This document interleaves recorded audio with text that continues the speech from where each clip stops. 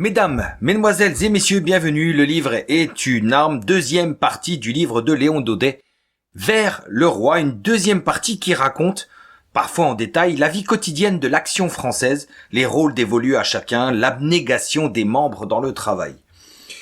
Seulement, nous resterons, nous, sur le terrain des idées. Nous parlerons de la République, de l'Allemagne, et nous ponctuerons cette chronique avec un au-delà du livre qui dessinera le portrait robot du mouvement nationaliste français idéal.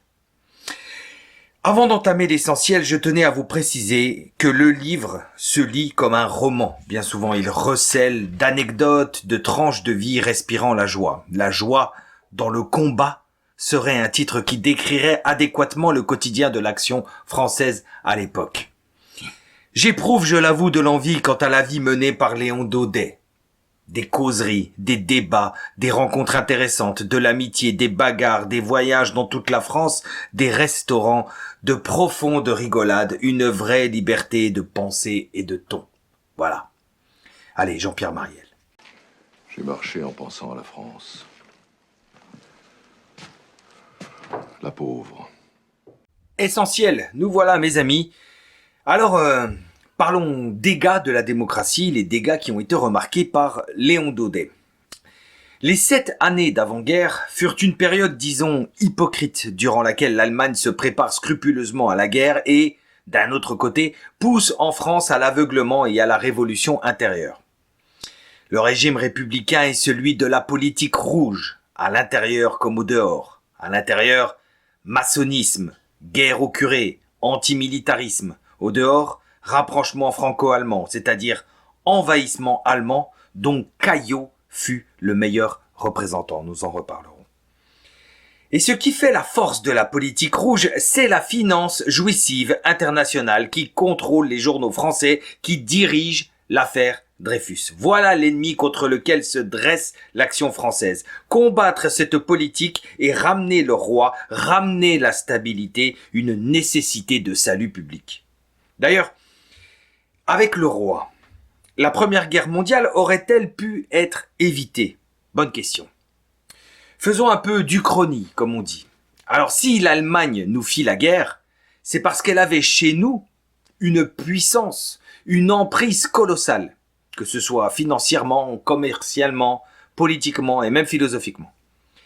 C'est aussi parce qu'elle pensait que la politique rouge qu'elle avait installée en France lui permettrait une promenade de santé militaire.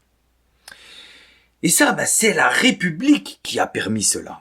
Avec le roi, il aurait suffi de donner un coup de chausson aux traîtres à la nation. La République, c'est concession et compromission, en veux-tu, en voilà. Le peuple est gouverné par quelqu'un qui n'est pas lui. Quand il ne l'est pas par un prince de sang, il l'est par un prince étranger ou par des finances internationales. La démocratie, en développant les germes de l'antimilitarisme au sein du peuple, l'expose au contraire à la guerre. Il est devenu mûr pour la défaite, ce peuple. Et puis, ce progressisme éternel incarné par la démocratie amène les hommes d'État à innover dans des domaines où l'expérience avait pourtant fait ses preuves. Il n'y avait nul besoin d'innover. Ils continuaient encore et encore, comme nous le voyons encore aujourd'hui. Tout est vendu sous le voile de la modernité. Pourtant, on n'innove rien que dans le fil de la tradition, non? C'est bien connu. D'ailleurs, réfléchissez-y un instant. Pour la démocratie, la paix devient un armistice. Le traité de Versailles, censé être le sommet de la démocratie, avec ses 3 illustres démocrates, Wilson, Clemenceau et Lloyd George, fut le pire des scandales. C'est pour cette raison qu'en cette année 1913, les feuilles à grand tirage entretiennent l'enfantillage de Monsieur Tout-le-Monde, dans une espèce de pacifisme béat, teinté bien évidemment de phraséologie anticléricale. La voilà, peut-être, la plus grande victoire de l'Action française, celle d'avoir rehaussé le niveau général, celle d'avoir remonté le courant. Et Maurras, lui, Maurras, dans une honnêteté intellectuelle sans faille, relève les éventuelles erreurs de fait ou même l'interprétation tendancieuse. Il était là, son génie. Alors, continuons avec l'Action française très anti-révolutionnaire. Alors un peu comme l'ivresse des premiers chrétiens témoignant pour leur foi, les membres de l'Action française n'ont jamais boudé à la besogne, remarquant bien évidemment que l'idée monarchiste en France se trouvait en sommeil, on va dire. Il y restait quelque chose.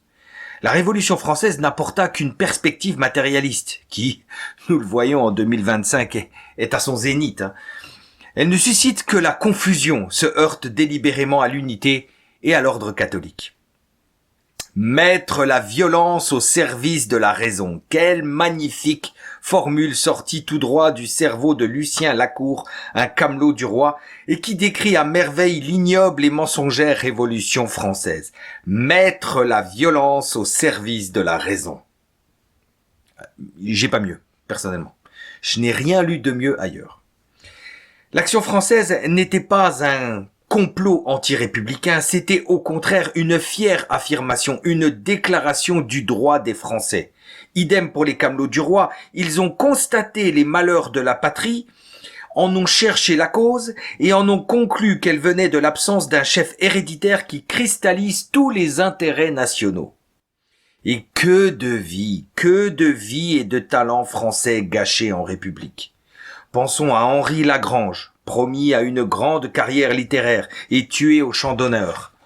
Pensons à Octave de Barral, tué à son poste d'observation. Pensons à Pierre Gilbert et à ses articles dans la Revue Critique. Pensons aussi à Noël Trouvé, grand avocat, à Jean-Marc Bernard, le poète, à Lionel Desrieux, autre poète, à Aubigné, à De Merlis, tous tombés pour la France, tous tombés pour la satanée République. Tous ceux qui se dressaient contre la République avant de s'immoler à leur pays représentaient bien l'élite du sang français. Ce sang français qui, dès 1911, fut avec l'Action française un véritable obstacle à l'Allemagne lors du coup d'Agadir. On ne combat pas la Révolution, son antipatriotisme au nom des principes républicains, cela n'a pas de sens, issus eux-mêmes de ce désordre révolutionnaire.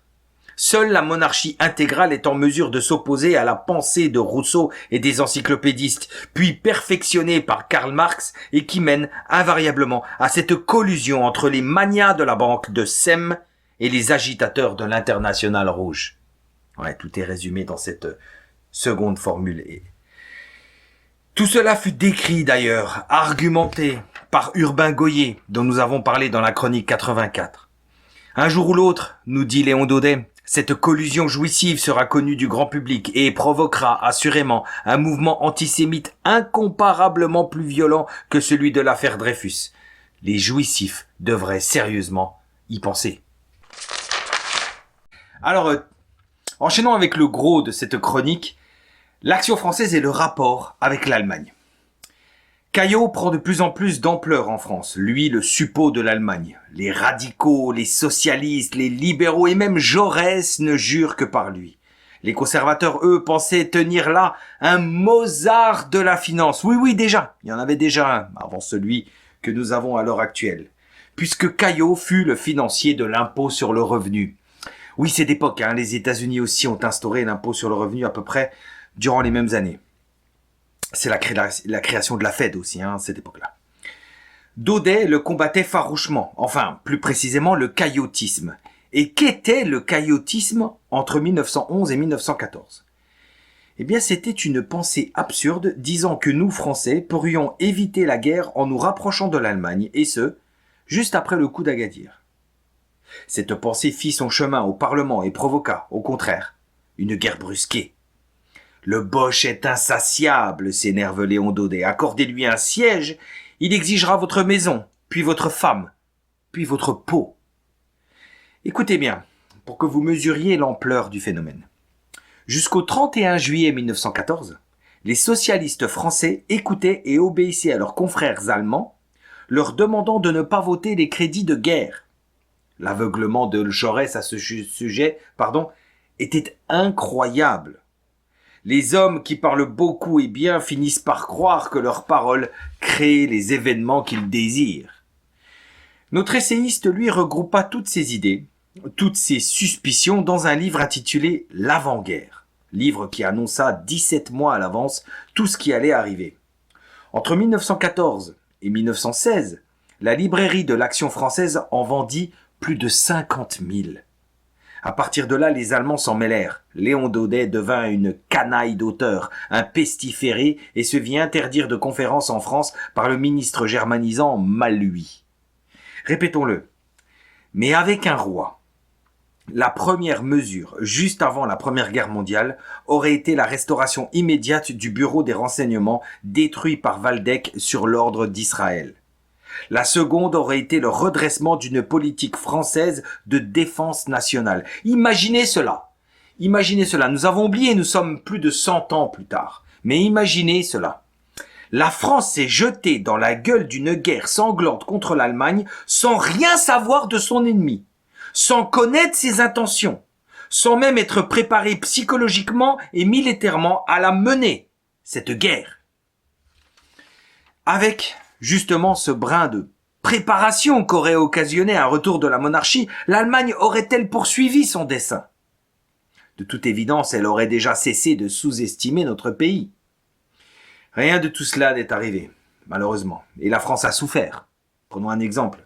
Une ville comme Reims, jadis absolument sublime, est devenue un cimetière de maisons. La région fut dévastée. Comment voulez-vous, disait Bainville, comment voulez-vous que les Allemands, avec leurs tristes raves, leurs bières indigestes et leurs lourdes charcuteries, ne se jettent pas sur un pays où il y a toutes ces bonnes choses et qui se donne comme maître un caillot? Ce trait d'humour, je le crois, se devait de figurer au cœur de cette chronique. Bref, terminons avec l'Allemagne dans cette avant-guerre presque doucereuse en France. Quelques crimes, toujours, précèdent les grands crimes. Sorine Léon Daudet. Il veut nous dire par là que les tragédies les plus ahurissantes sont toujours précédées de signes dramatiques, comme autant de petites secousses sismiques avant le tremblement de terre dévastateur. Léon Daudet fait référence ici à l'assassinat de Gaston Calmette. Racontons-le. Gaston Calmette se trouvait être le directeur du Figaro. Il avait réuni bon nombre de preuves pour faire couler Joseph Caillaux, ministre des Finances donc, et accessoirement homme de l'Allemagne. Par souci patriotique, Calmette désirait torpiller la carrière de Caillaux pour mettre en lumière la mainmise judéo-allemande sur notre pays. Seulement, il commit une erreur fatale. Il commença par balancer des petites preuves, les accusations broutilles, dans l'idée de monter en gamme au lieu d'asséner l'essentiel qui aurait eu l'avantage de mettre Caillaux devant le fait accompli. Il aurait été penaud et soumis. Parce que Calmette allait envoyer du lourd. Les juges qui s'aplatissaient devant Caillaux et, bien sûr, la connivence de Caillaux et du gouvernement allemand. Par exemple, l'enquêteur avait en main les documents verts, c'est-à-dire des échanges de télégrammes chiffrés entre Lanken, chargé d'affaires allemand à Paris, et Berlin. Cette erreur laissa du temps à Caillaux, et il ne se fit pas prier. Caillaux était l'espoir de l'Allemagne. Il était celui qui faisait le pont entre la haute banque jouissive allemande et la République, du fait de ses capacités financières qui avaient grossi, ô surprise, fort rapidement. Caillaux était la pièce irremplaçable, celle que la plutocratie devait maintenir à tout prix. Vous ne devinerez cependant jamais qui tua Calmette. Madame Caillaux. Le bras de Madame Caillaux tenait le pistolet meurtrier, mais c'est la volonté de Caillaux qui pressa la détente. Calmette, du genre gentil et courtois, avait introduit cette dame dans son bureau avant l'impensable. Les camelots du roi, omniprésents dans la rue, lançaient des manifestations au cri de « Caillaux, assassin !» Le régime était ébranlé, la foule n'en pouvait plus de cette république. D'ailleurs, aux funérailles de Calmette, l'atmosphère était plus virulente, moins résignée qu'à celle de Siveton 10 ans auparavant, souvenez-vous. Le procès de Madame Caillaux commença en juillet 1914 et fut le théâtre des révélations de toutes les stupres politiques imaginables, un peu comme soulever une pierre couvrant un nid de cafards. Seulement, le 25 juillet, ce fut l'ultimatum de l'Autriche à la Serbie. La guerre était devenue inévitable et la République allait être sauvée. Un hasard ? Pour clôturer l'essentiel, laissez-moi vous conter l'épisode de Versailles. Parfois, vous le savez, une simple histoire cristallise à elle seule tous les concepts, toutes les tares d'une époque. Eh bien, c'est le cas ici. Un résumé de la France d'avant-guerre, très parlant, très probant. Et surtout, cela vous donnera une image de qui était Maurras. J'ai beaucoup apprécié cette petite anecdote. Nous sommes donc en 1913, le 1er décembre. C'est le grand banquet de l'Action française. Un succès mémorable, la foule s'était montrée enthousiaste. À la fin de la soirée, pris dans l'euphorie, les membres principaux de l'Action française sortirent dans la grande cour du palais pour rendre hommage à la statue équestre de Louis XIV. Léon Daudet et Vaugeois eurent l'idée de s'adresser directement au grand roi pour qu'il provoquât les circonstances d'amener le retour de son successeur, Philippe VIII. Une bagarre se déclencha entre un contre-manifestant et un membre de l'Action française. Honnêtement, c'était une chose banale à l'époque. La police accourut, rien d'anormal. Maurras s'interposa, déclarant qu'il fallait respecter l'uniforme. On cria « Vive l'armée !» parce que l'Action française savait déjà qu'une guerre allait avoir lieu. Tout le monde se dispersa, RAS, comme on dit.